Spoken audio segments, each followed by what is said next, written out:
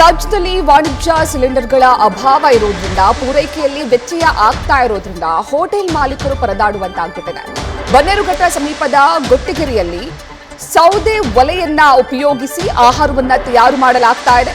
ಇನ್ನು ರಸ್ತೆಯಲ್ಲೇ ಶಾಮಿಯಾನ ಹಾಕಿ ಸೌದೆ ಒಲೆಯನ್ನ ಹಾಕಿಕೊಂಡು ಅಡುಗೆಯನ್ನ ಮಾಡಲಾಗ್ತಾ ಇದೆ. ಗ್ಯಾಸ್ ಸಿಗದಕ್ಕೆ ಹೋಟೆಲ್ನ ಮುಂಭಾಗದಲ್ಲೇ ಅಡುಗೆ ತಯಾರಿಯನ್ನ ಮಾಡಲಾಗ್ತಾ ಇದೆ.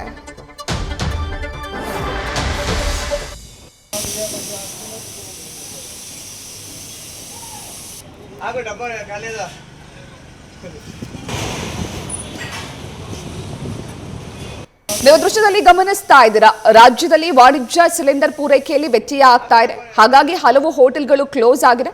ಮತ್ತೊಂದು ಕಡೆ ಕೆಲವು ಹೋಟೆಲ್ ಮಾಲೀಕರು ತಾತ್ಕಾಲಿಕವಾಗಿ ಸೌದೆ ಒಲೆಯ ಮೊರೆ ಹೋಗಿದ್ದಾರೆ.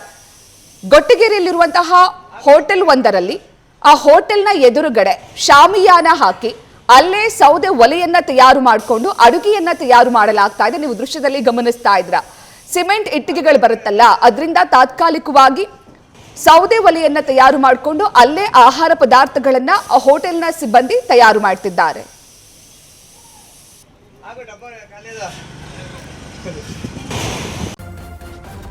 ನ್ಯೂಸ್ ಫಸ್ಟ್ ನಿರ್ಭೀತಿಯಿಂದ ನಿಮ್ಮ ಪರವಾಗಿ.